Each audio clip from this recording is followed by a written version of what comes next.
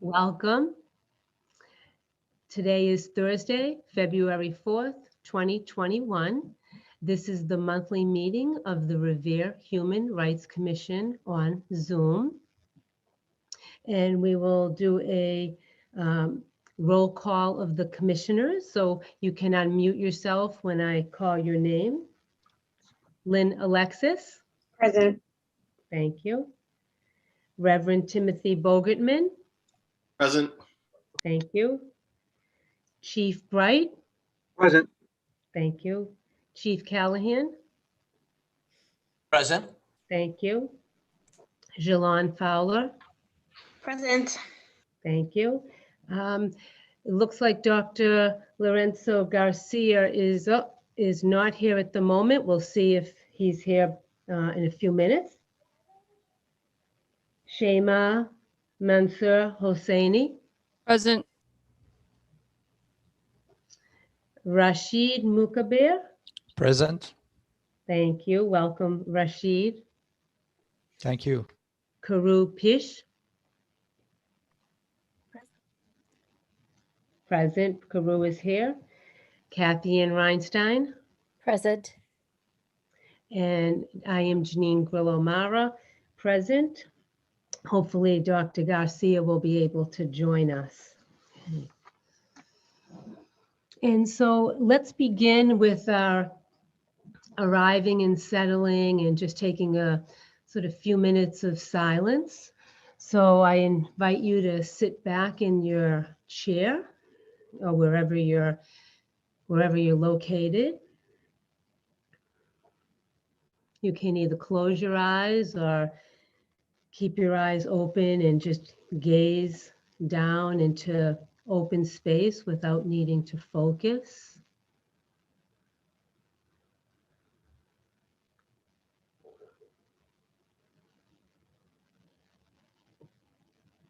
Just feel how you're contacting the chair.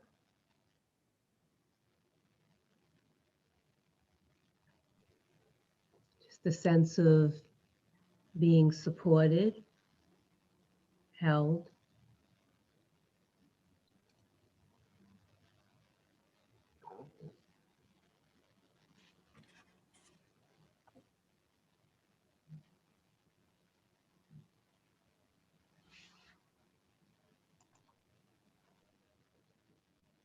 And if it feels comfortable for you, you could breathe in a longer and slower way than your usual breath.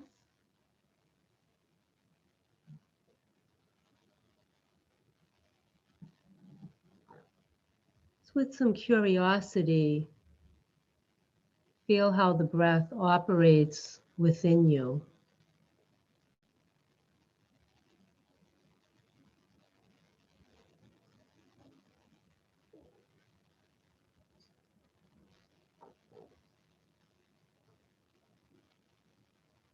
Just allow your inhale to be a sense of arriving, being awake, alert.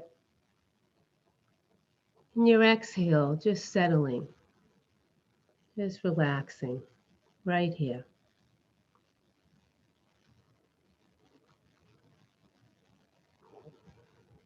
Just here, just now,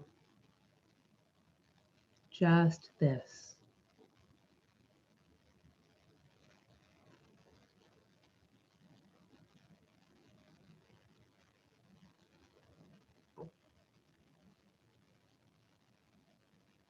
And take a moment to remember why you were called to do this work, to be here to serve the community.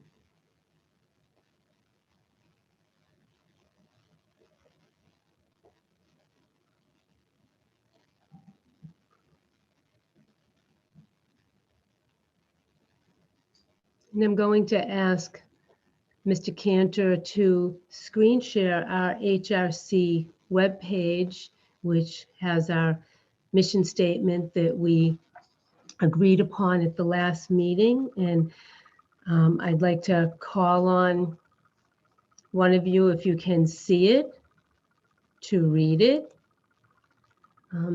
Vice Chair Shea, can you see the mission statement? Would you like to read it for us?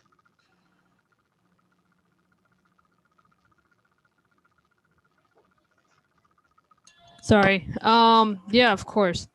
The mission statement of the HRC, the mission of the Revere Human Rights Commission is to promote human and civil rights and empower all people of Revere by ensuring that everyone, especially the most vulnerable and marginalized, have equitable opportunities, equal access, and are treated with dignity, respect, fairness, and justice. And it was as approved by the commission members on January 7th, 2021. Thank you, Shay. And as a reminder for all of the commissioners, as well as the public, please visit this webpage. Our photos have been added. You can use the arrows to scroll through them. Our meetings are recorded and put on here. The contact form to reach us and a link to the ordinance is here, as well as information that was presented at the October meeting. So we're open to input. So feel free to check it out and let us know. Thank you, Ruben. And let the record show that Dr. Garcia has arrived. Welcome. Thank you. Nice to see all of you. Okay. Thank you all. We have quite a bit on the agenda today. And so I'd like everyone to be able to participate and share. And I ask that we're all just simply mindful of speech and being able to allow time for everyone to have a chance to speak. The first order of business is to approve our minutes from the January 7th meeting. So you can either unmute yourself if you have questions or you request any changes, or someone can make a motion to have the minutes be approved. So first, any request for input or changes? And do I need to screen share the minutes? Or did everyone have a chance to review them? Okay. So since I do not hear anything, would someone like to make a motion to approve the minutes? I'll make a motion to approve the minutes. A second. All in favor to approve the minutes? You can raise your hands or speak up. Dr. Garcia, I didn't see your hand. Are you in favor? Yes, I'm in favor. Okay, all in favor. Thank you. So next we'll talk about the executive director job description. We spoke about this at our last meeting.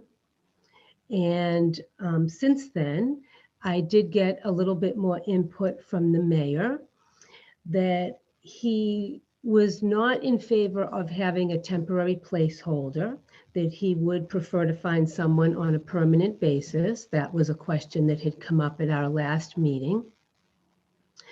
He also sees the executive director as serving as a staff to the HRC, meaning that they would be doing the work that the HRC wants to get done. He wants to see someone that's incredibly passionate about equity, inclusion, and human rights. And if this person isn't an attorney, then we would coordinate with other organizations or outsource some of that work. He does support this being a paid position, but we'd have to wait until the next fiscal year budget, which would be for July 1st. And because we don't really know at this point what candidates will come forward and what qualifications they'll have, we felt that it would be best to keep it open. So have request a larger range of salaries so that this position might be part-time or it might be full-time. It might start as part-time, and then after so long, it could work into more hours. And so we're trying to keep it fairly open in terms of how this would unfold. And I had requested that the commissioners submit any job criteria or job description samples. I did receive from Dr. Garcia a couple of samples. I did receive from Mr. Cantor from the city staff 3 or 4 different samples. Rashid did submit an organization that we can use, a civil rights attorney group that we might be able to use in the future as needed. And so what I did was to save a lot of months' work with subcommittee, I took the samples that were presented and basically just took anything that seemed like it might be relevant and included it into a job description that then a couple of days ago, the HR department converted into the format of the city of Revere. So that was sent to all of the commissioners, and I can screen share that in a few moments. At this point, what we need to decide and discuss is, do the commissioners feel that they are in agreement with this job description draft as it is, and that we can take the next steps to have the mayor do a final look at it and give his approval or make changes? Do we feel that this needs further work, that there needs to be aspects that need to be removed or added or edited? Does this need to consider going to a subcommittee?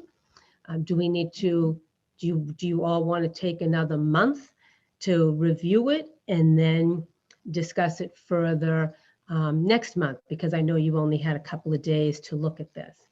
So I'd like to hear from each of you. I'll call on you. If you're not ready to speak, please, you can just say pass and I'll come back to you to give you another opportunity and give your input on if you feel ready to agree to this, if you feel it needs more review and possible editing, if you feel it needs a subcommittee. Chief Bright? Thank you, Madam Chairwoman. I think you did a fine job on the job description. It certainly has a lot of detail in there, covers a lot of ground. I would be in favor of putting this out, and in my opinion, it's good to go. Okay. Thank you, Chief Bright. And I did forget to say, I preferred, until the commissioners could see this, I preferred to be more inclusive. I didn't want to be the one to decide what should get removed or not. So I put anything I thought was relevant in there so that you could all review. Next, I'm just going across my screen. Vice Chair Shea. Hello, everyone. I have similar thoughts with Chief Bright on the mission statement. I think it's really good according to what I think a job description looks like. Obviously there's like things that we need to add on, like since the mayor is for, if I'm correct me if I'm wrong, since the mayor is for this being a paying position, obviously we would have to put on there that it is a paying position, and then think about, like, if it's part-time, this is how much you're going to get paid. If it's not, then if it's full-time, this is how much you're going to get paid. But it's like this, it's like the logistics of the job itself. But I think the job description that you provided was like really good in terms of outlining what the person is going to be doing as the executive director. So I think I'm all for it. Thank you, Vice Chair Shea, and thank you. I'm sorry, I meant to say this earlier. I apologize. The job description, because this will likely be a paid position, but we don't have the budget approval, and that won't happen for a while. The way the job would have to get posted under hours and salary would be to be determined, because initially the candidates would have to come in knowing that until this is approved by the budget, it is a volunteer position, because that's what's stated in the ordinance. So until the ordinance changes and there's budget approval. So we need to be a little bit open, because we're in this time period where it's one way now, but then it might change in a few months from now. So that's why we have to have it be to TBD. Jalon? Thank you. I have it here down on my phone, so if I'm looking down, I'm just reading through it. I thank you for putting this together. I too think you did an incredibly comprehensive job. It's far-reaching, covers many, many things. I think we too can send it out. I'm in agreement with that. I just had, I guess, one thing I was thinking about is possibly would be looking for an ED role to cover positive community engagement. We've got covered here complaints and liaisoning when issues come up, but I think it would be a wonderful thing to stress that as well. Okay. How can we bring the community together and looking for those opportunities proactively and preemptively? There's a lot of responsive things here, but you know what? This is very comprehensive, so I'm sure we'll come up with other things. So it's just something I wanted to throw out there, not necessarily anything I would say hold it up for. So thanks again. Thank you, Jalon. Do the commissioners want me to screen share that job description now? Would that be helpful or not? You can just show a raise of hands if you want me to. Okay. Would you like it, Jalon? It would be nice, but if there's no interest in that, I have it on my phone. Let's just, let me just, you can see it now? Yes, thanks. So let's just see. I'm just looking for something to reflect what you just said.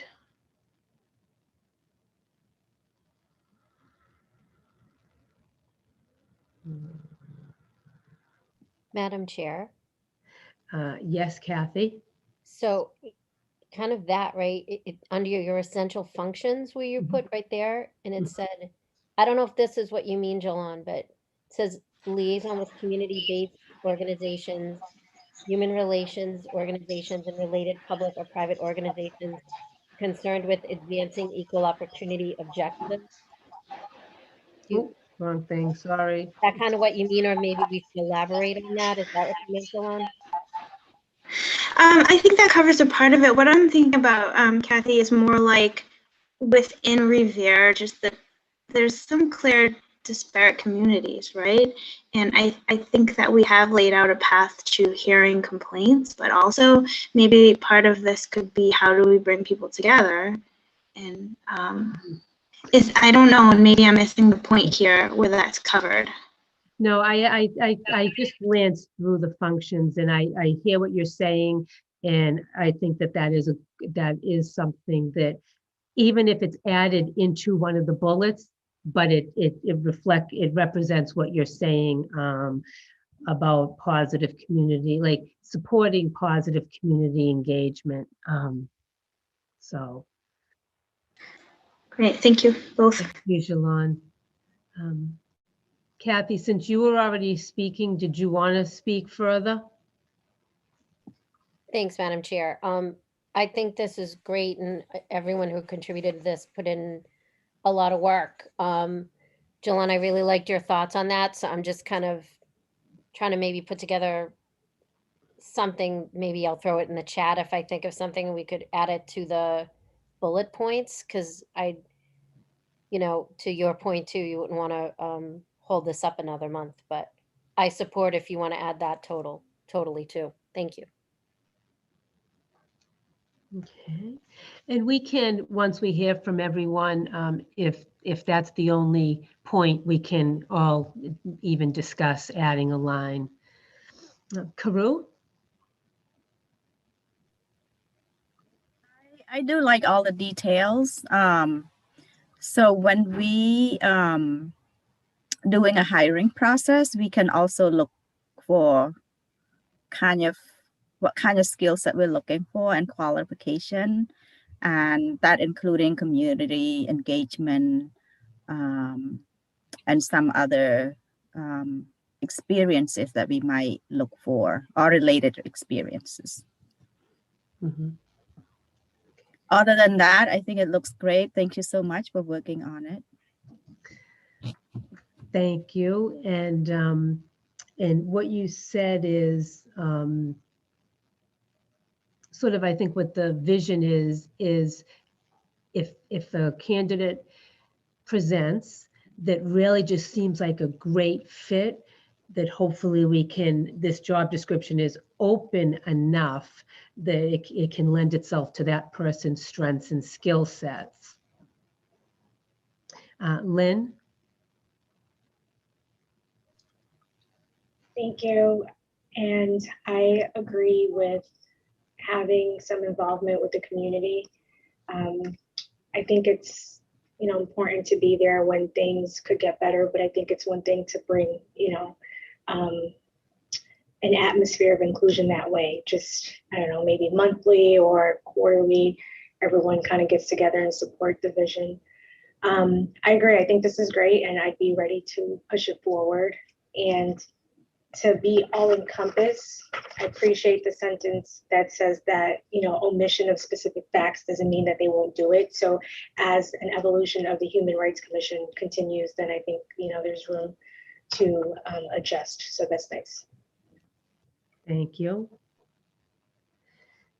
Reverend Bogertman? Yeah, I would agree with the group. I mean, I think, thank you so much for the opportunity to share. I think that this is great and it's very comprehensive, as was said. I think we may not get someone who checks every box, but we know what we're looking for and it presents it well. I would add just one small thing. We mentioned the liaison with community-based organizations. Might be worth mentioning faith-based organizations too. The mayor's been interfacing with them with us once a month, and we gather, and it would be great to have that relationship built too, because there's plenty of things that come up in those meetings that would be human rights, or at least having a good relationship where we can build that. So it might be worth considering putting faith-based in there as well. Small thing, but well, I thought it was. I'm going to put it up again. I thought I saw that in there. Maybe I missed it. I could have easily missed it.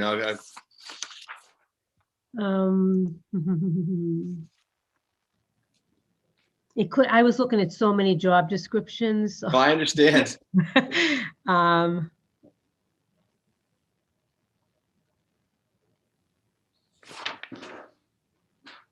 Okay, yeah, it must have been somewhere else that I hear it.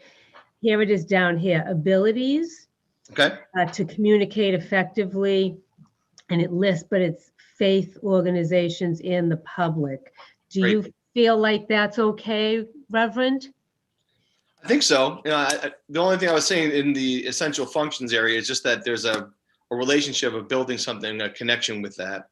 Okay. But as long as something's in there that's encouraging that to happen, I think it's a great connection to have with that. So it doesn't have to be, but it might be worth considering to put in that essential functions area. So could you see, like, in these bullets where it's listing, working or communicating with other areas, could you see where you'd want to see it? I think what I think Kathy pointed out a minute ago, the liaison with community-based organizations. Okay. You could probably just insert, communities of faith or faith-based organizations. That would just be all-encompassing way of kind of bringing that in. So for that community. So. Okay, we'll come back to the whole commission, but I'm making a note of that now, and that's on the 1, 2, 3, 4, the 5th bullet. Yep. Okay, thank you. That's it for me. Thanks so much. Thank you. Rashid? Thank you so much, Madam Chairwoman, for the opportunity to voice my opinion on this. To be honest with you, I'm in favor of this job description. I think you did an awesome job.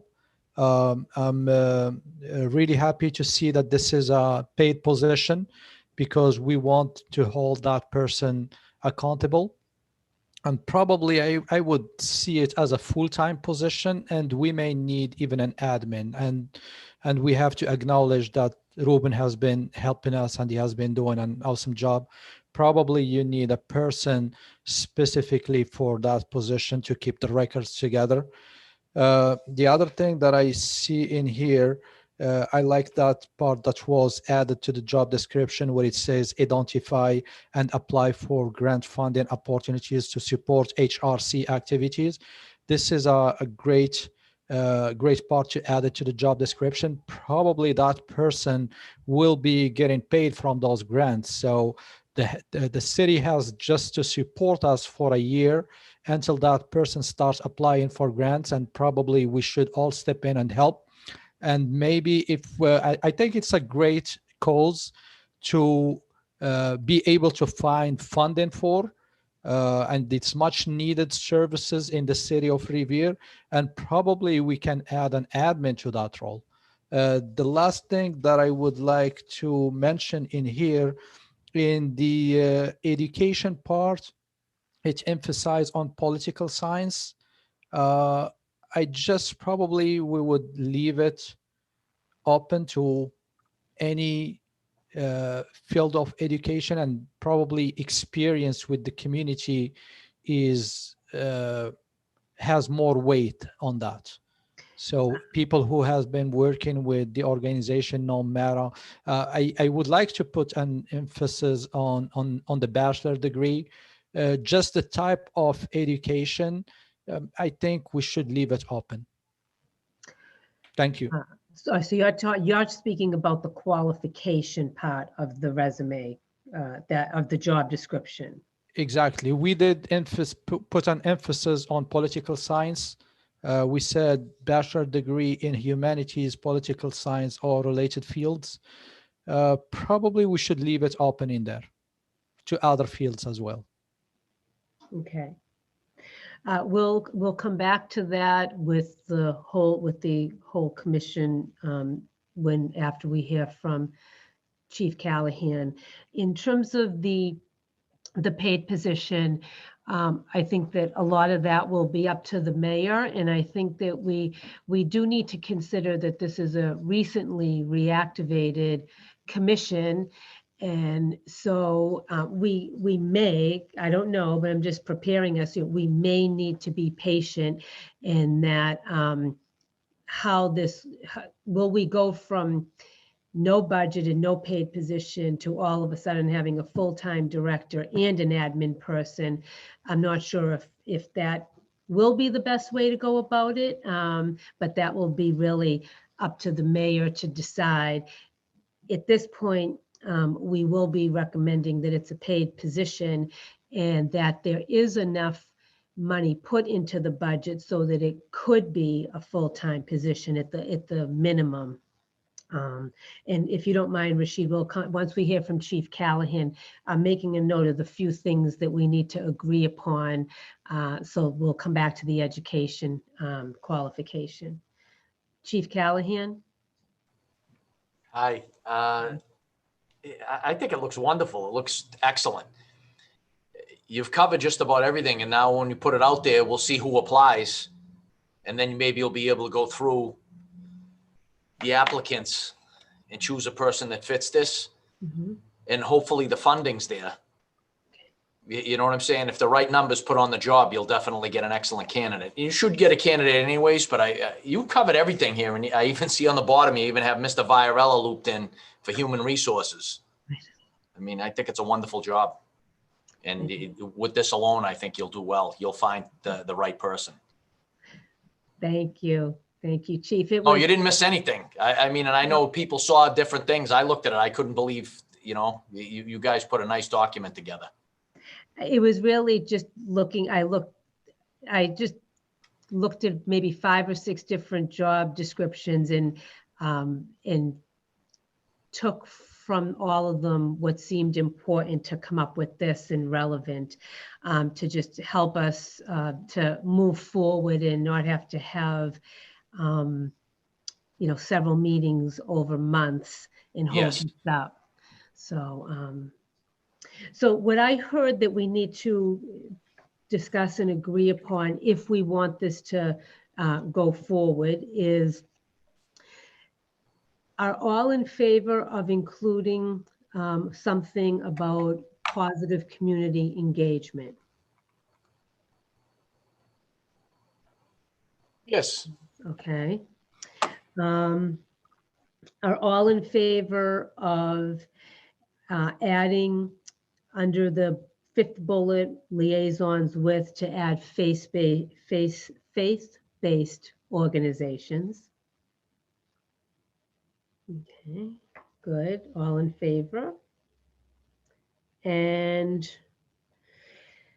what about the qualifications? If you look at under the qualifications of, you know, minimal requirement of a bachelor's degree, do you feel that that needs to be more open, or is it okay as is?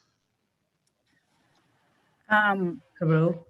Yeah, so I'm just thinking, since Rashid brought it up, what if somebody doesn't have a bachelor degree, but they have all kinds of qualification and they've been doing the work for years? How about if life experiences and some other training, some other qualification that they have, will it be enough? How does Kathy, are you responding to this? Go ahead. So I mean, I guess from reading resumes, I'm thinking what you see is bachelor's degree or higher preferred but not required. Is that kind of how you, I mean, I'm sure Mr. Viorella would know exactly how to put that in.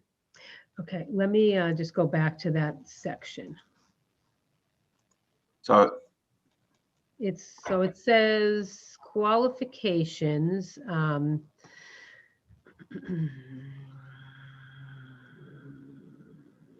I guess the question is, does the commission feel comfortable with the second bullet here, this one here, being written so that experience could be equivalent to a bachelor's degree?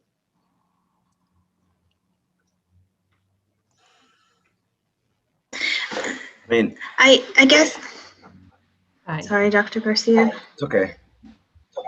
Go ahead, Dr. Go Garcia. ahead. You were speaking first. So we'll I do mean, Dr. Garcia. yes, I'm here. Lynn Alexis had her hand up for a while, and then Jalone. Go ahead, Dr. Garcia. I guess it all depends on how we see this position.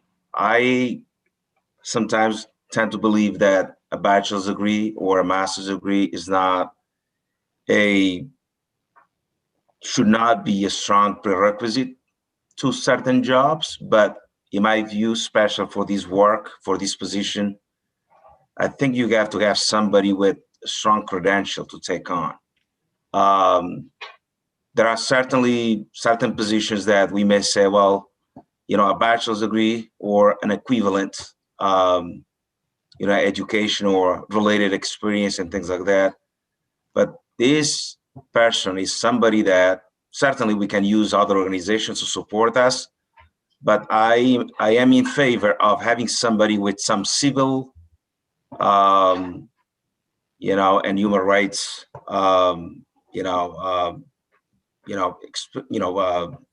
credentials in those areas, because this is somebody that is going to deal with a lot of legal issues, legal complaints, and things like that. You really have to, you know what you're doing.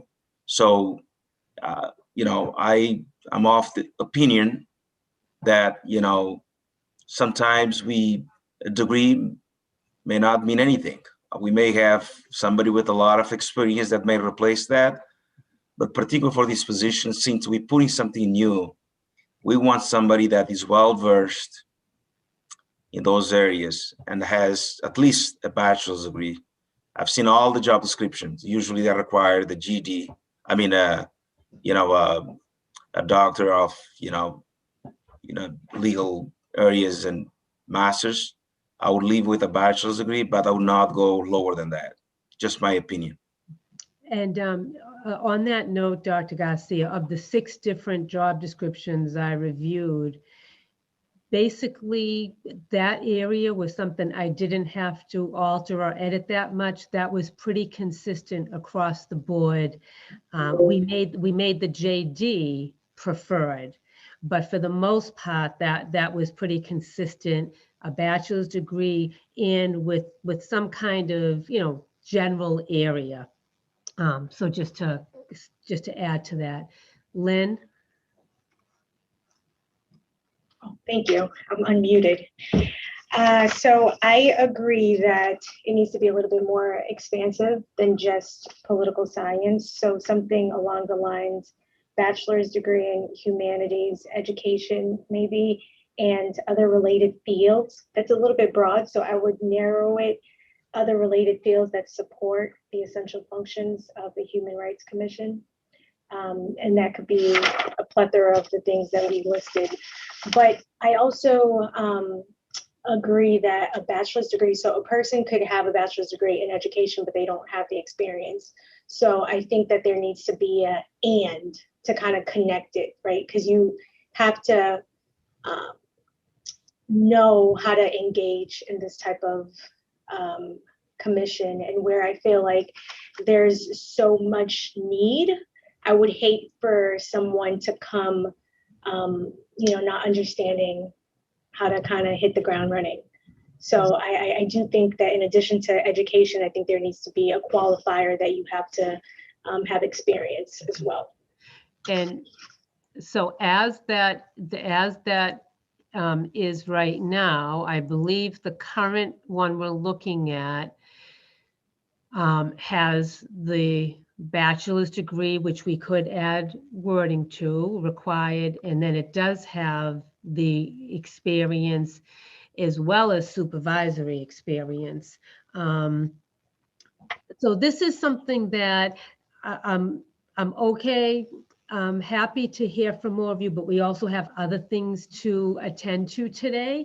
So if we're going to get a little bit too much into it, it may be best that we have a subcommittee for people to make these tweaks and recommendations that we're talking about and bring it back next month, just because we can't spend this whole meeting editing the job description.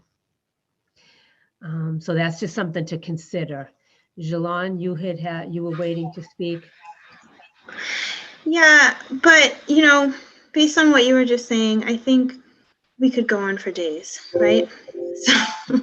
So I'll make a motion to approve it. Okay. With those recommendations that we already put forth. I'll second it. Or, Okay. thank you. So let me just, Karu has her hand up, and let's just hear from her.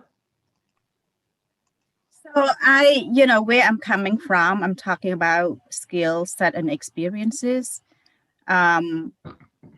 Because I'm just thinking about, we're looking at equity. And I'm thinking about community of color. Not everybody have the privilege and opportunity to get their bachelor degree, but they also have lots of experience. You can't always make an assumption that somebody have a bachelor degree, know how to navigate the system more than the other who doing a lot of groundwork. And speaking from my experience, my grant writer who doesn't have a bachelor degree, she get all the grants. She understands the whole community, the complexity, the low income to no income piece. So I don't want us to kind of just like make assumption that only degree can also be qualified for this position. So that I just want to put it out Yes. there. So Karua, I do hear what you're saying, and I'm wondering if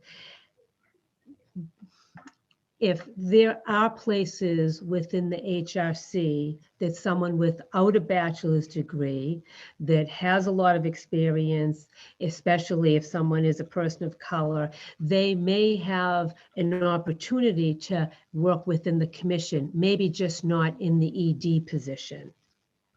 So it could be if there is an administrative person, or that if being on the commission, the mayor is also in support of having the commissioners receive some kind of stipend. It could be that there's other opportunities, but it may be that the commission is a majority doesn't feel that the ED position is one that we want without a bachelor's degree. I just wanted to add that into the mix. I just want to, first of all, Karu, I just want to thank you for saying those things. Those certainly, we want to make sure that people are included, and you bring some valid point. There's no doubt.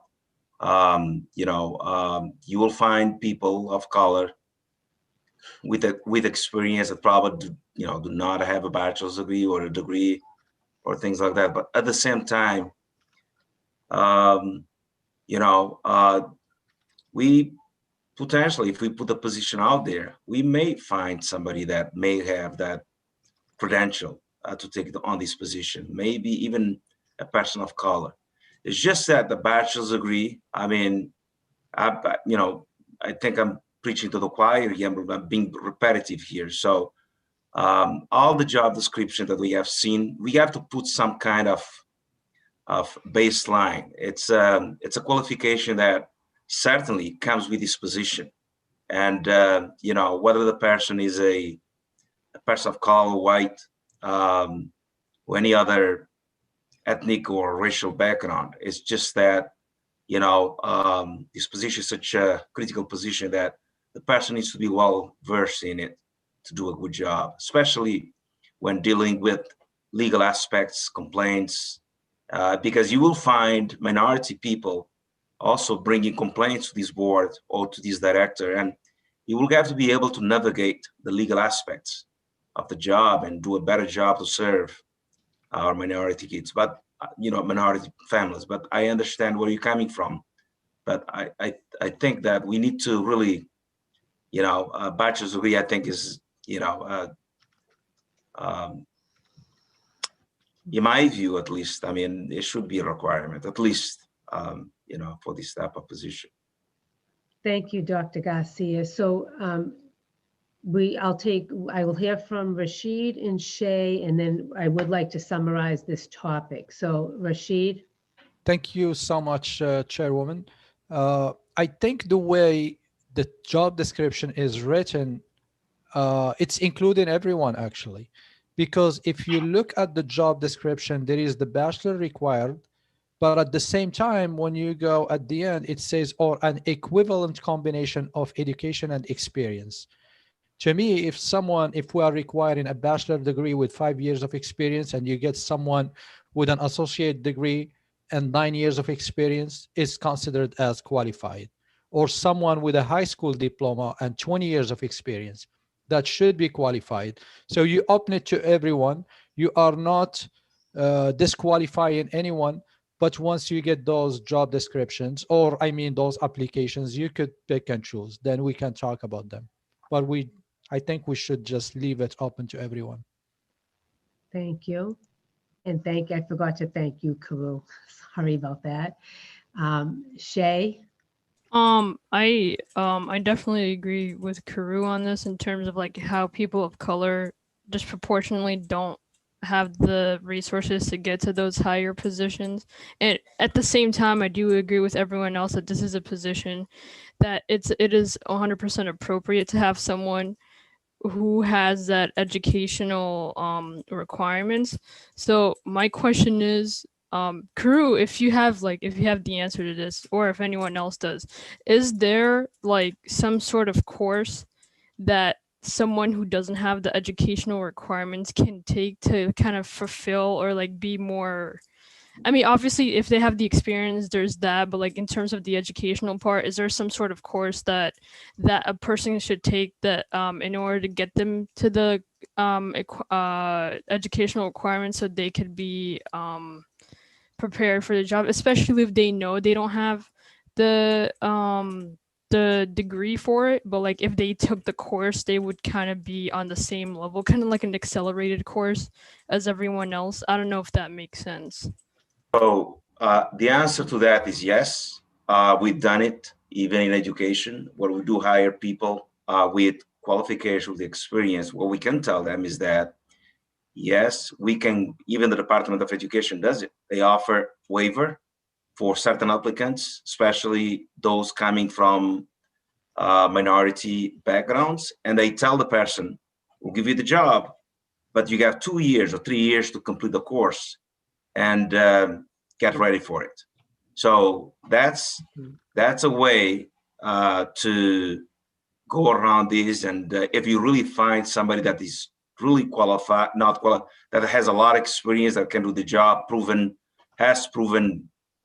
records of accomplishment and things like that, you can, or if you want to diversify your staff, you can certainly say, you got 2 years to complete this, we'll give you the job. Out of, once that, if you don't complete it in 2 years, you're out of the door. So that's a way that sometimes, organizations get away with and get minority or people of color in those positions. Thank you, Dr. Garcia. Thank you all.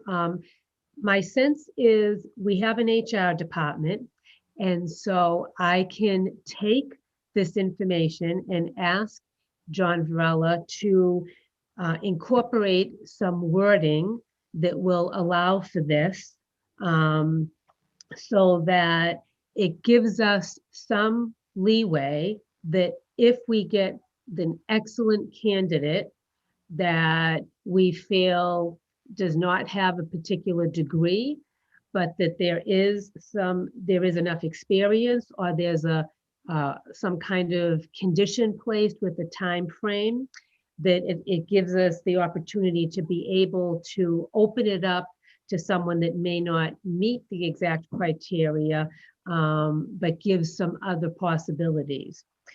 So I guess what I need to know in order to have this be done today and for someone to make a motion is if the HR department can add some wording that would allow for that. If we add under the qualifications of education, that it includes other related areas that support the functions of the HRC. So it includes other areas, not just specifically political science or humanities. And if we include the other couple of items about the faith-based organization and the positive community engagement, which I saw in the chat, something like works to engage, execute, foster, and support positive and diverse community engagement, if something like that was included. Do we feel that we can make a motion today to have this go forward to be finalized with the HR department and the mayor? So if Rashid, do you have something to say before we make a motion? No, actually, I was just in favor of making a motion. That's so. Would someone like to make a motion on this? So are you initiating the motion, Rashid, for the commission to agree on? actually it was initiated by Jalon and they seconded. Okay, so this is all in favor of, from what has been presented, the job description draft and what we've just discussed, and I summarized that all, please let me know all in favor that we can now let this go to the next step of the mayor's final input in the HR department. All in favor? So all in favor, thank you.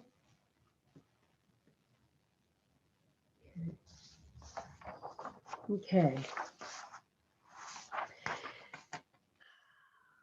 Karu, were you raising your hand in favor? Thank you. Okay. So next on the agenda is Martin Luther King Day, um, Black History Month, and Women's History Month. Basically,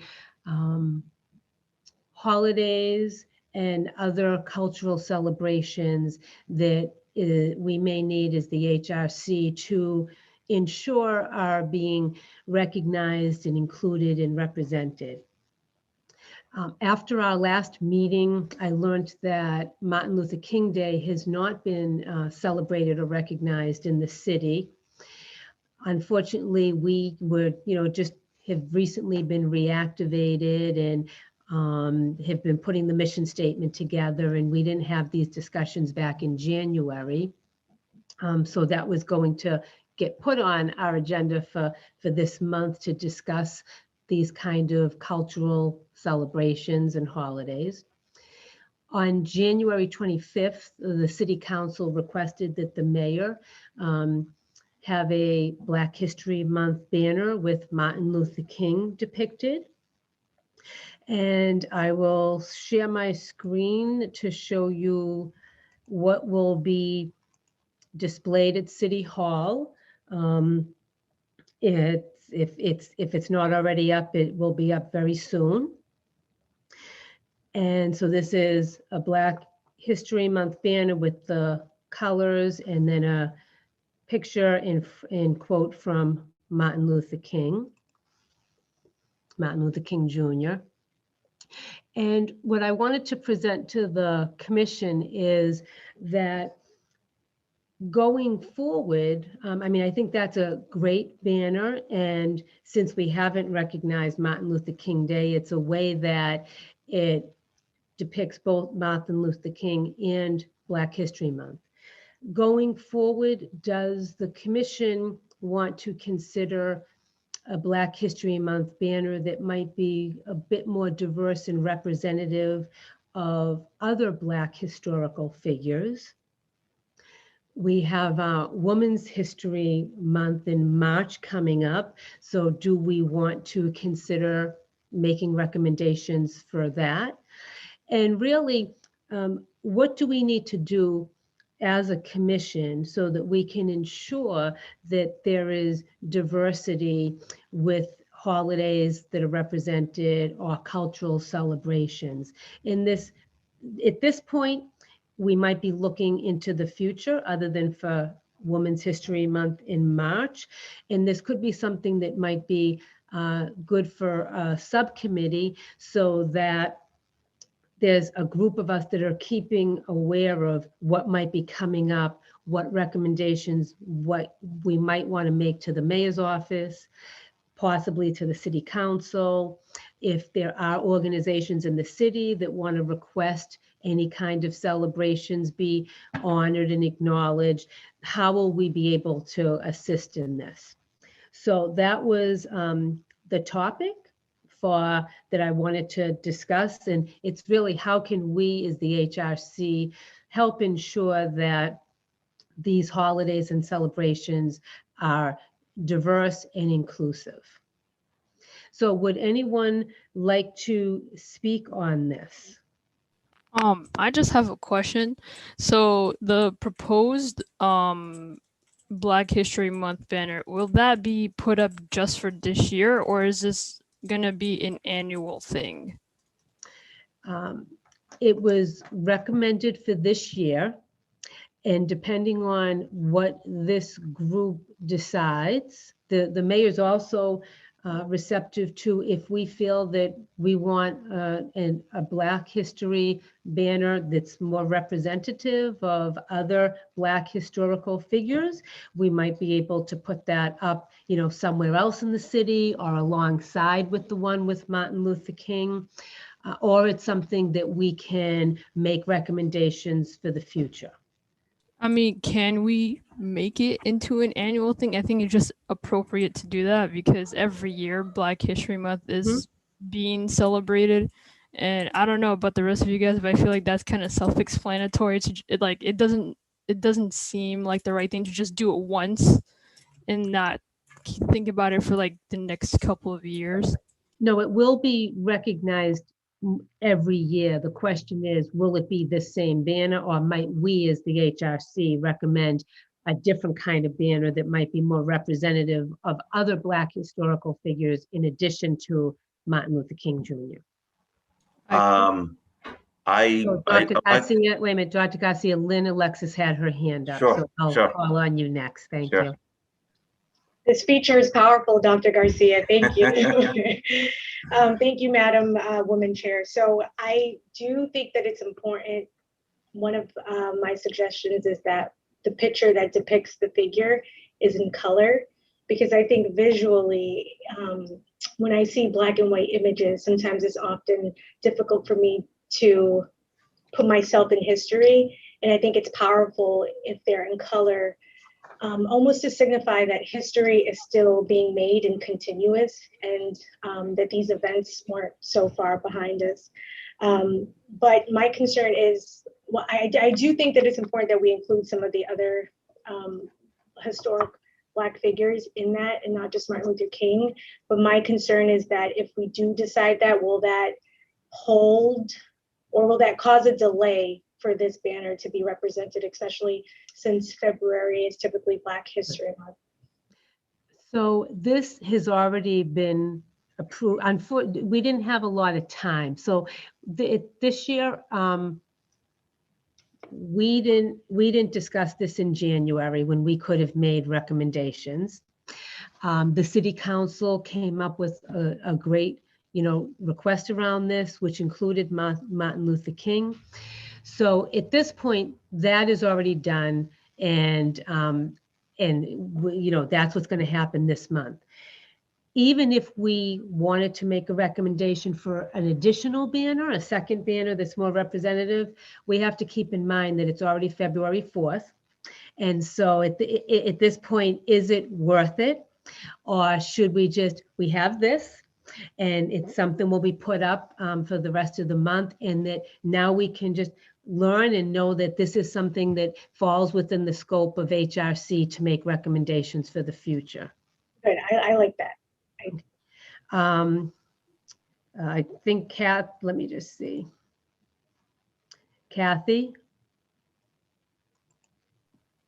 Thank you. I didn't know if Dr. Garcia, though, wanted to go first. Oh, yes, I'm so sorry. Thank you, Kathy. Dr. Garcia, I'm sorry, Dr. Garcia. You can. It's okay, Kathy, you can go. I'll go after you, no problem. Thanks. That actually takes a lot of pressure off me. Following you is sometimes difficult, Dr. Garcia. Oh, please. So I guess I have a question, or maybe just clarifying questions. So because my mind's blanking, but on the city website, is there a calendar that shows like events, so that, maybe we could actually maybe make a motion to whether it's the mayor or the city council that says, like you were saying, Madam Chairwoman, this is Women's History Month, this is Black History Month. Oh, sorry, Kathy, go ahead. No, that's okay. And then, like you were saying, maybe this is something that if we do a subcommittee that that is kind of put in charge of how we respond to those things. And Kat, so this is, thank you, Mr. Cantor. Thank you. Mr. Cantor and I had a brief discussion about this, that there is a way, there's already a city calendar, and we might add something like important dates or whatever we decided to call it.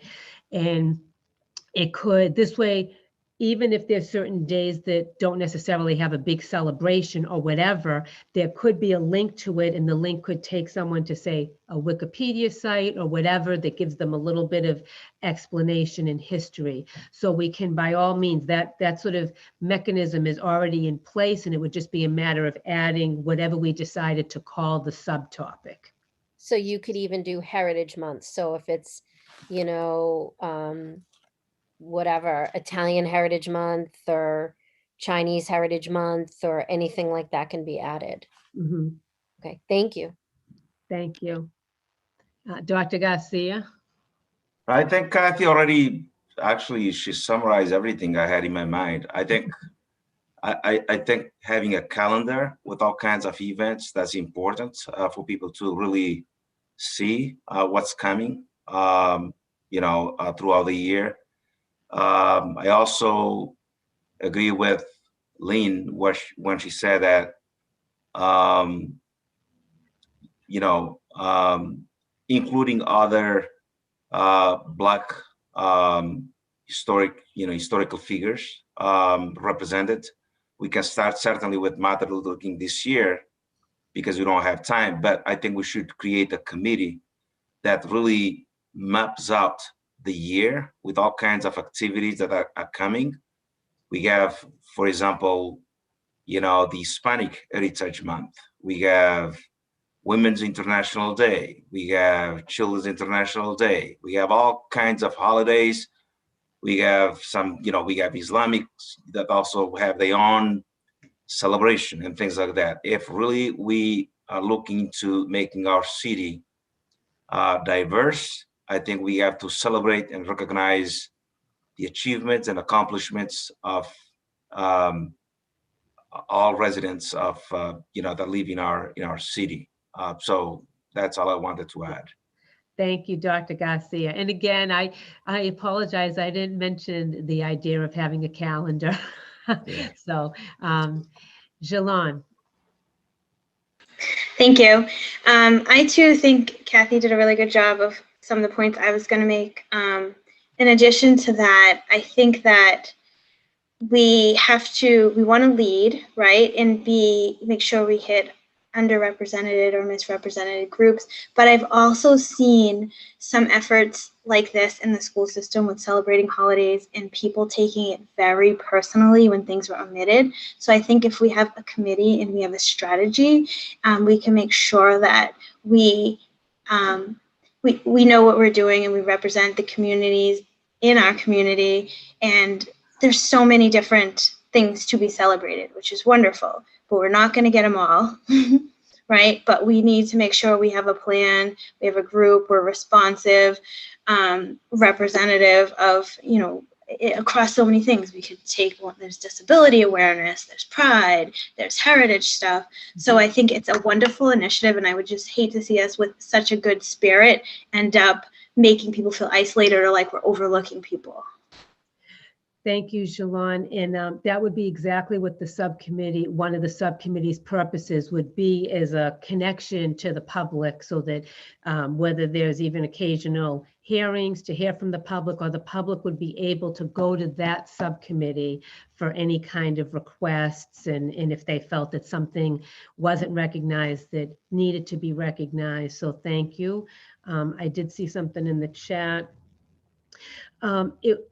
So I would like someone to make a motion for a subcommittee, and we have to consider that, do we want to celebrate Women International Day or March is Women's History Month, or both? Because the March is coming up soon and we won't be meeting until we're already into March. So that's something to consider.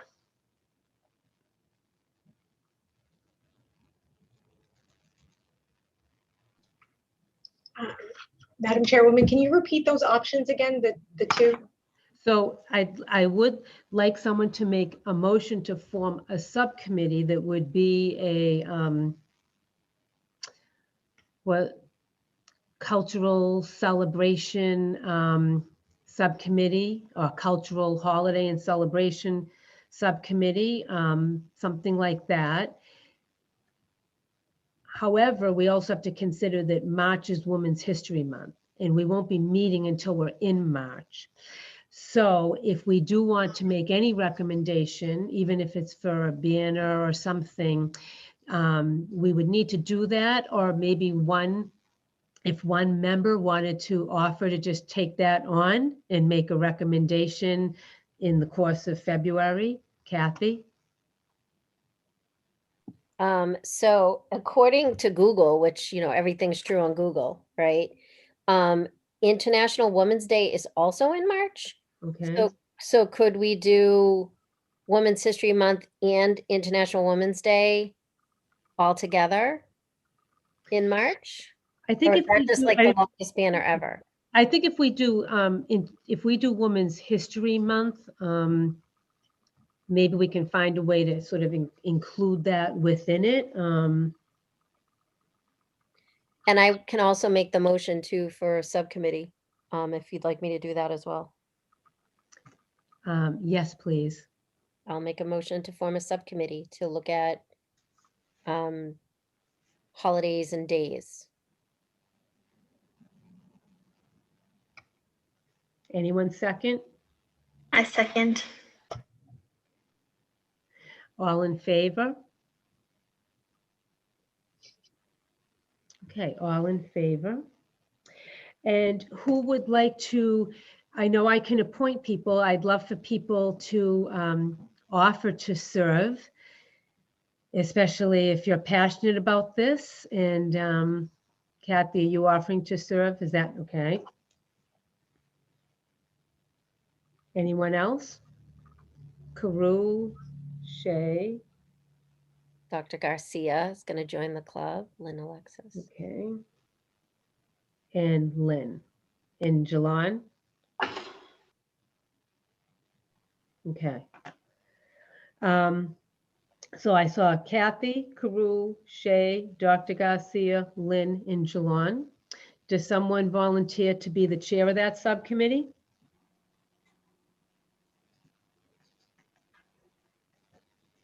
I can help you. I can help you with what you need to do in terms of agendas or who you have to communicate with.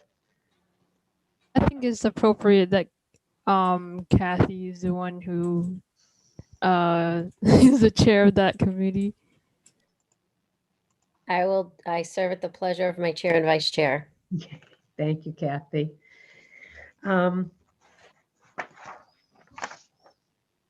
Okay, I will follow up after the meeting about that. Okay, and please, it's best not to use the chat because of our open meeting laws. Okay, so unless it's something technical, you know, your microphone's not working or something like that. Okay.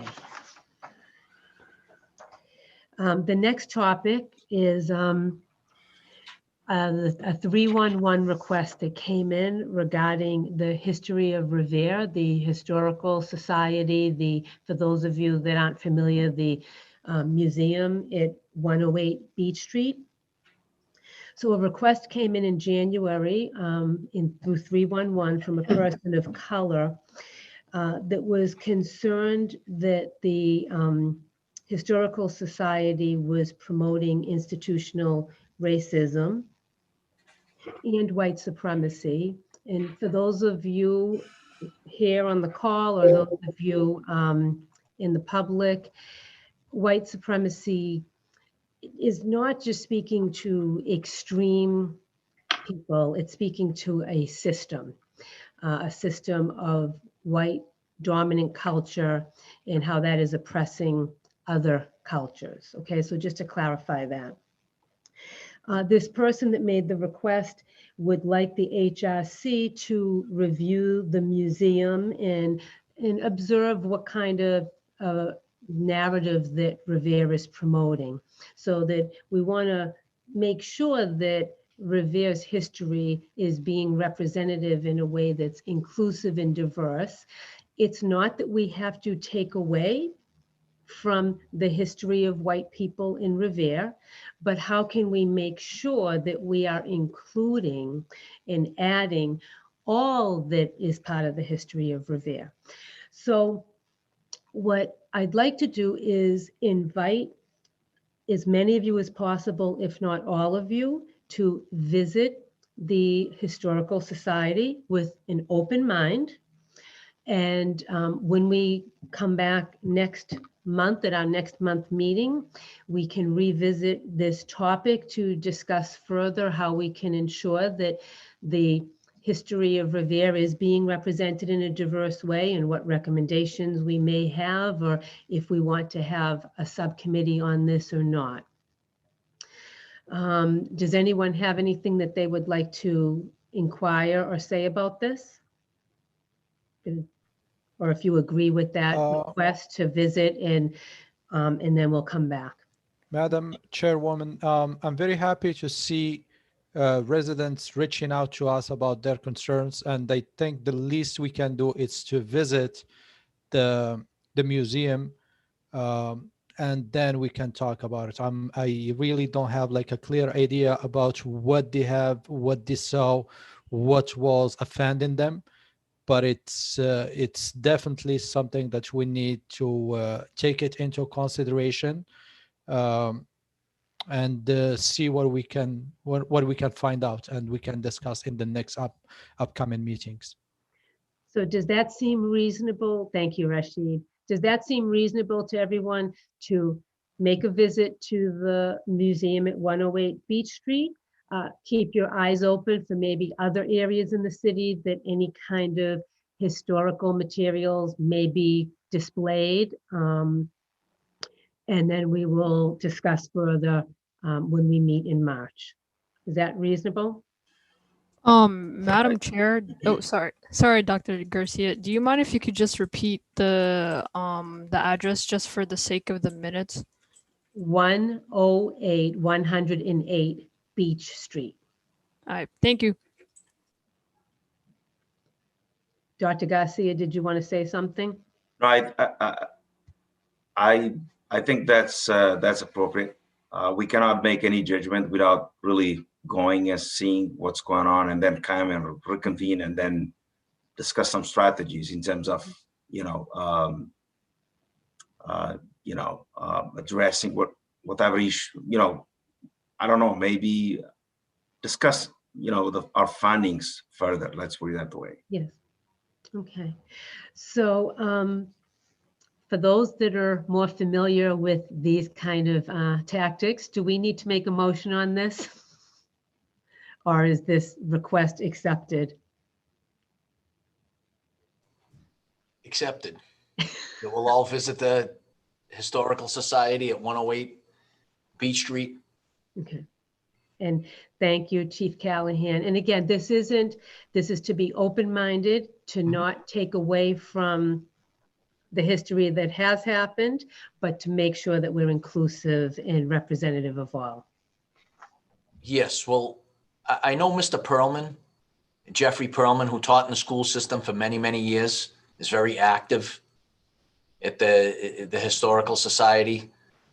So I know he's a guy who's very astute and very knowledgeable history and everything else, and very fair and open-minded. Okay. So, maybe I'll cross paths with him if I can catch him at the right time. And I know it's difficult with COVID, but I can speak to him and just talk to him as well about, a concern that a resident has. Yes. And with our recently formed commission, this is part of our mission statement, to make sure that the city is representing all in a way that's diverse and inclusive. So it's not to pit sides, it's not to blame anyone. It's just to make sure we're opening up. Thank you, Chief Callahan. Madam Chair, can we get a copy of that 311 complaint to the commissioners so we can review it? Ruben, could you direct me on that? Would that be okay to share with the commissioners? Yes, that should be fine to share that with the commissioners. So that after the meeting, I can forward that email. And just remember that I'm forwarding it to you informationally. I'll include the address of the Historical Society Museum, and then we'll discuss it and deliberate when we come back. So no need to respond to the email about any thoughts or ideas or anything like that.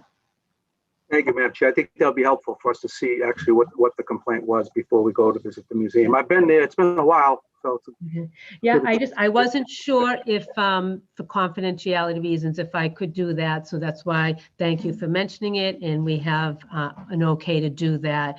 Obviously not here in mentioning anyone's name. Thank you all. Next on the agenda is a community listening tour. I've been working with Mr. Cantor until we have an executive director. He's been a big support, is city staff. And we were talking about having a community listening tour so that we can actually hear from the community what they would like to see the HRC do. And what we were thinking is maybe pick in these upcoming weeks, pick maybe one evening, you know, maybe like a Tuesday 1 week, a Wednesday another week, a Thursday another week, and just have it be a forum that the public would have a way to request coming to speak, and then would be able to share with us what they would like to see the HRC accomplish. And so the logistics would get worked out outside of this meeting. I wanted you all to hear about this idea, see if you're in agreement. And if so, we would like at least Shay, Vice Chair Shay, has offered to sort of help lead this up. But we would like a couple of other commissioners to be there, so you'd only have to commit to one of the sessions. But this way, there's at least 3 or 4 of us there for each of the sessions, and we'll also try to get the mayor to come to at least one, or he can attend as many as he'd like or is available. So, does anyone have any questions about this? We don't need to get into the logistics of it. In terms of how someone submits a request, but does anyone have any questions or comments?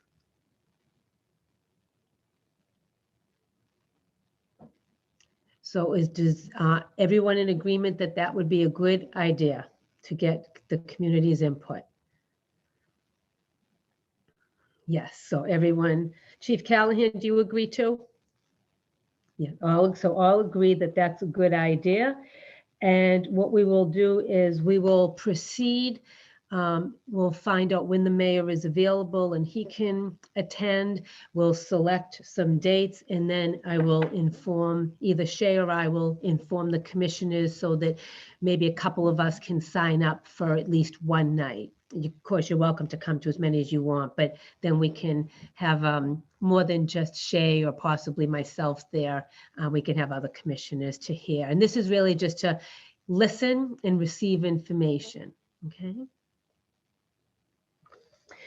I had sent something, I'll share it now, that this is more informational. Because there was a lot of good information that had been submitted as we were working on the mission statement, I wanted to try to put it all in one place. And so I had shared this with you before the meeting with the agenda. This document here basically condenses and summarizes some languaging here that had been submitted that we might use if we decide to have a vision. Our final mission statement that we agreed on last month, mentioning core values if we want to include those. For goals, these were 2 paragraphs that were included in previous mission statements, samples that might be more along the languaging of goals. And then one of the commissioners early on had submitted a number of goals that were based on the very, very first mission statement we looked at from Ontario, and based on some other thoughts. That was quite a while ago. There's some overlap here. There's some duplication. So these would obviously need to be condensed. And if we decide to have objectives or action plans, basically, I wanted to just get all this information in one place because I had it on like a number of different documents. This is not something that we need to get into tonight because it seems best for us to hear from the community with the community listening tour, and then revisit this document to further elaborate on the mission statement if we want a vision or values or whatever we decide. So does anyone have any questions or comments on that process or how we can go about it. It just seemed to me that if we have the community listening tour, we probably should wait to get the community's input before we go too far along. But I'd like to hear from anyone that would like to speak.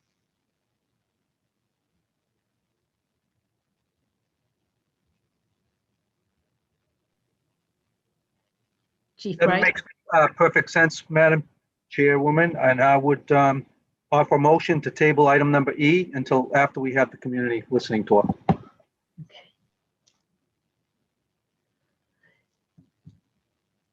Anyone have any other comments or would like to second that motion?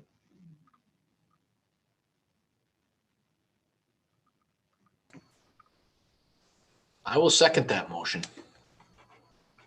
So all in favor to table the mission statement elaboration until we get community input, but we will have that document as sort of a reference point.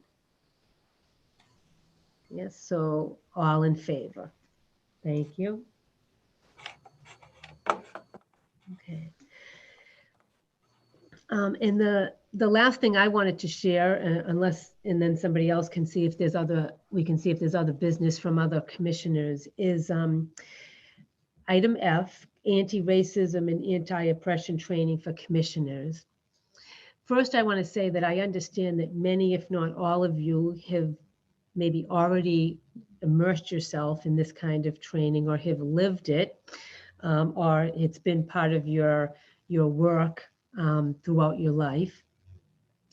The thought process is that for us as a group to do some kind of short training, even if it's only a half a day or maybe a day at the most, it would really be a way to deepen our bond with the foundational work that we'll be doing.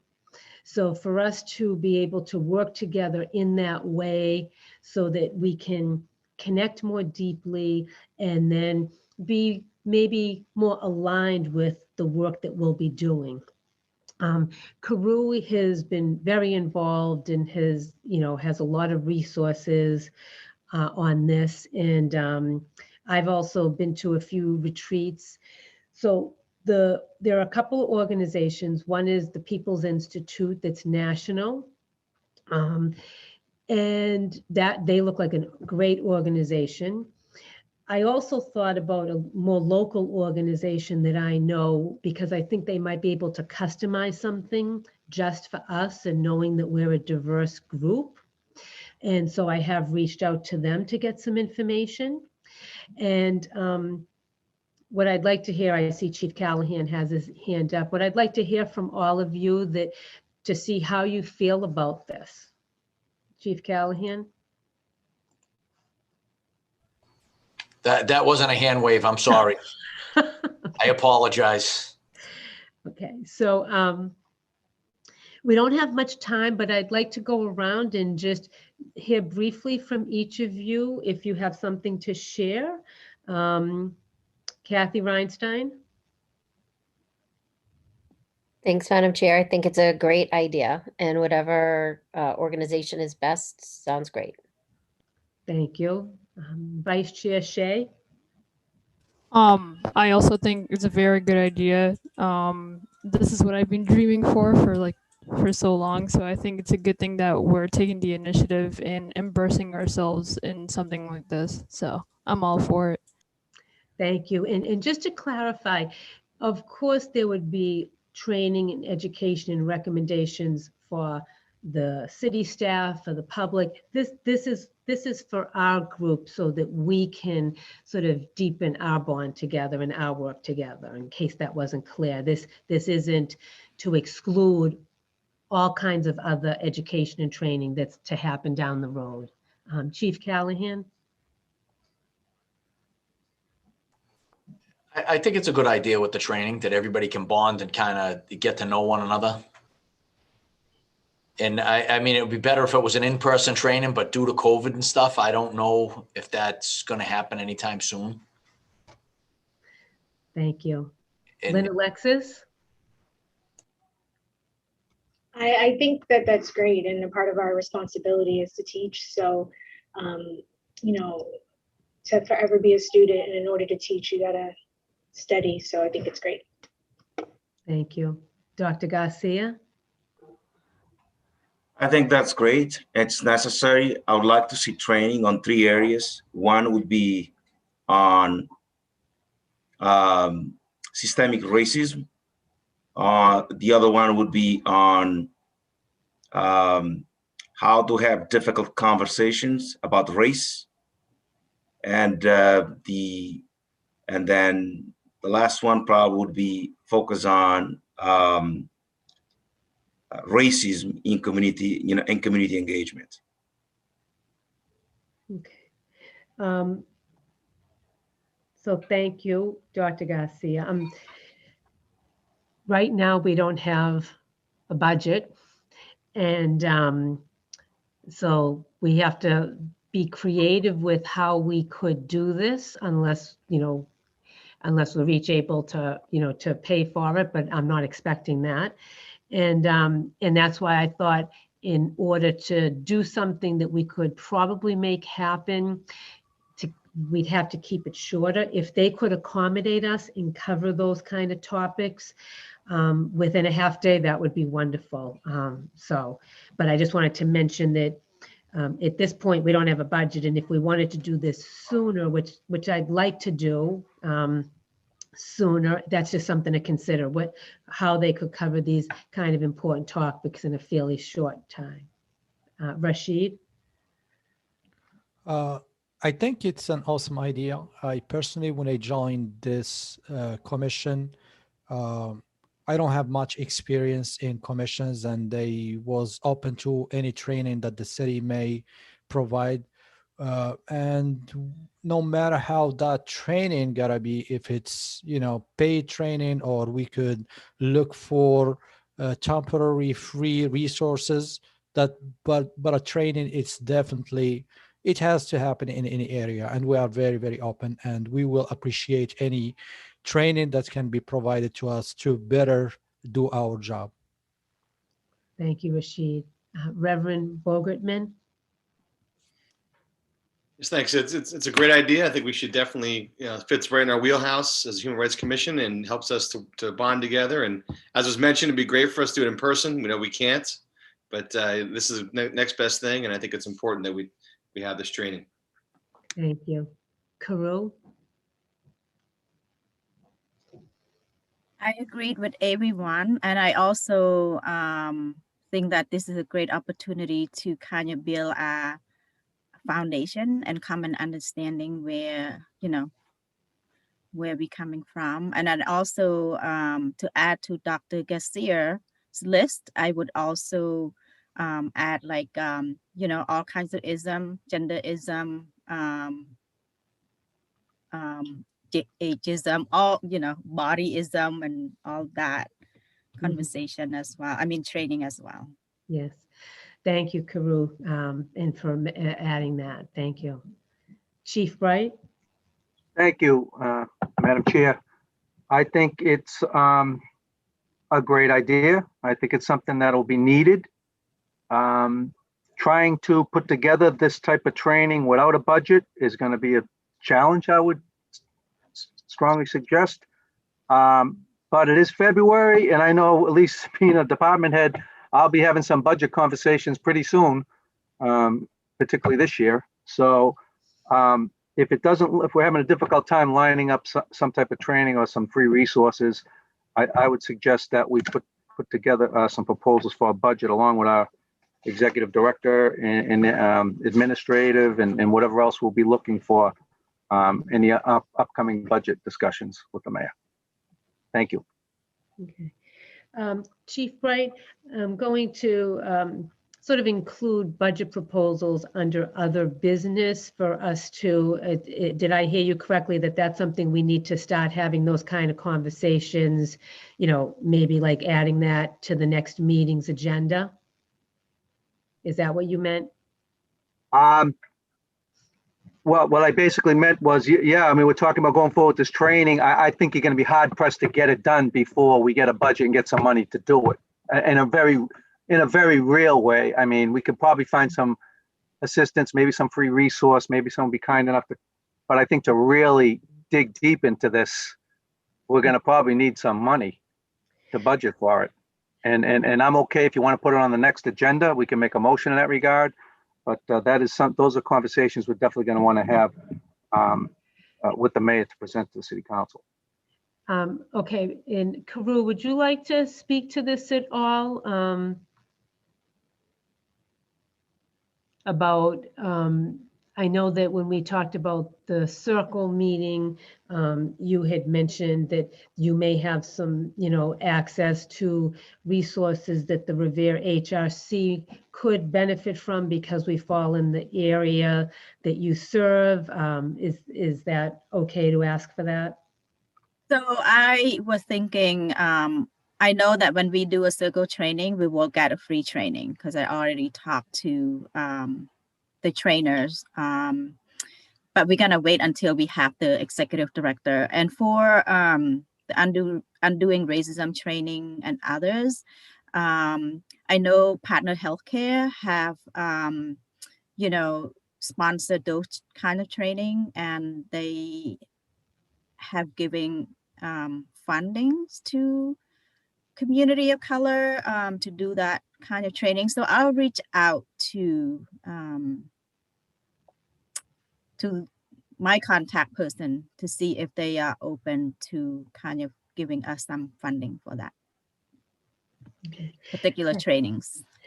And so while you, Karu, thank you so much. While you reach out to see if there might be any assistance there, I could also reach out and just determine from the mayor is there any kind of way that we might be able to do this without waiting until July 1. So, Madam Speaker, you can add me to the list. I may find some resources also. We're doing this type of training in school for our teachers and administrators. I might be able to make some connections. So, as if, Okay, so thank you both, Karu and Dr. Garcia. That's greatly helpful. A little bit more information, the group that I reached out to, they had facilitated a retreat in the fall. They gave me their rates, but they also said that they're willing to negotiate because it's really important for them to get this work out. And so we do have, we do have some negotiation and openness on their end. And the reason I thought of this group is because I think it would be preferable if we could just be alone, the 11 of us, as opposed to us being like part of a group of 100 people doing a training, and they could really, work with us about our individual needs. So they are open, that they're not going to say it's a hard fee and that's it. If you can't pay it, you're out. So we have some different ways that we might be able to go about this. Shalon, did I call on you? Did you have an opportunity to speak? No, thank you.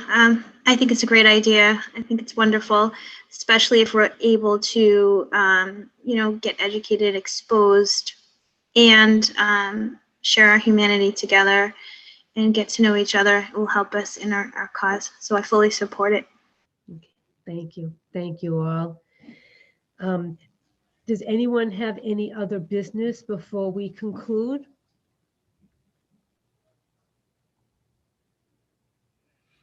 Madam Chair, I just want to see if you have heard from Attorney Melanie Gleason from Lawyers for Civil Rights.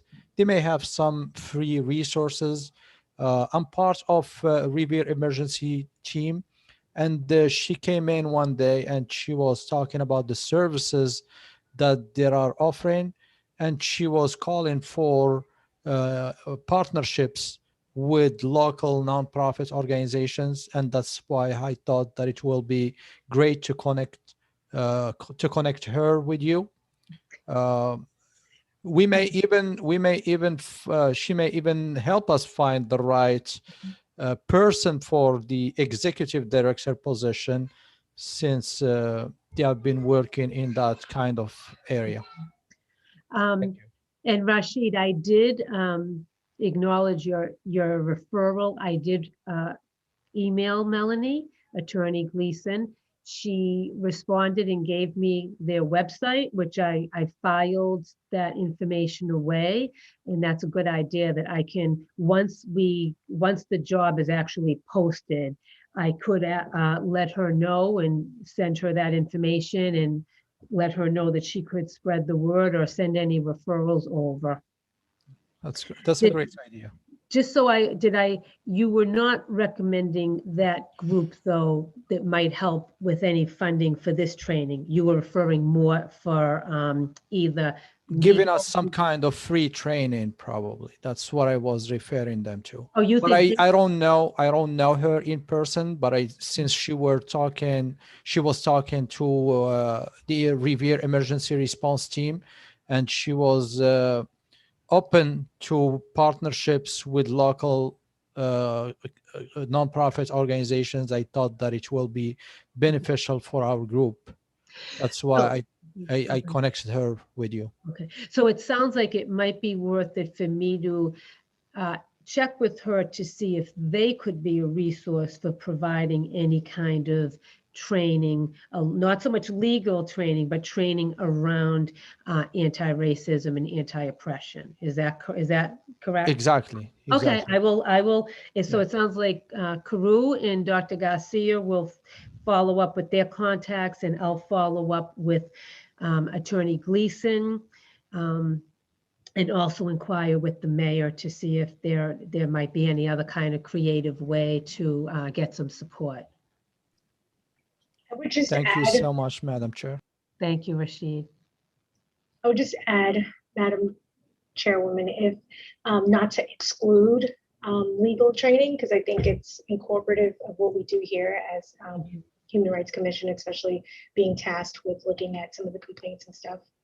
Okay, so legal type training for non-lawyers. Okay.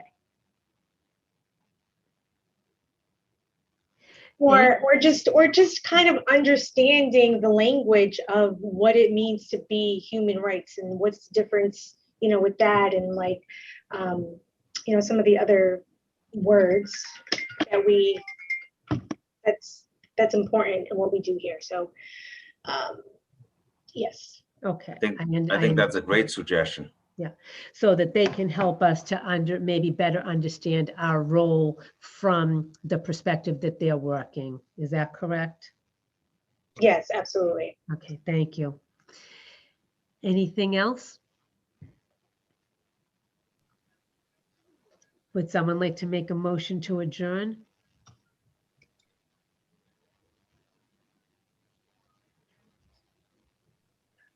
I make a motion, we adjourn. I'll second that motion. All in favor? All in favor. Thank you all so much. Thank you. Thank you, everyone. It feels like we are making some headway, even though we're early on and we don't have an executive director. So thank you all for your input. And I will follow up shortly after the meeting about these things we I discussed. can see you, Madam Chair, to be the right person for that executive director position. You have been doing an awesome job. All in favor? Thank you, Rashid. I'm just, I'm trying to keep things moving along. So if I have the time to put in a little bit of extra work, it's worth it at this point until we have an executive director, and then I can step back. But careful to only do so much to make it easier for us, because I need everyone's input, everyone's voice, everyone's opinion is so valuable. I'm just trying to do the administrative piece. So. Do a great job. Yeah. Thank you all. Thank you. Okay, don't forget those of you that volunteered for the subcommittee because you'll be getting an email. And I Okay. promise I will be more on time with them this time. So thank you. Okay, thank you all Thank so you, much. everyone. Everybody. Bye, Have a good Bye, night. everyone. Bye. bye.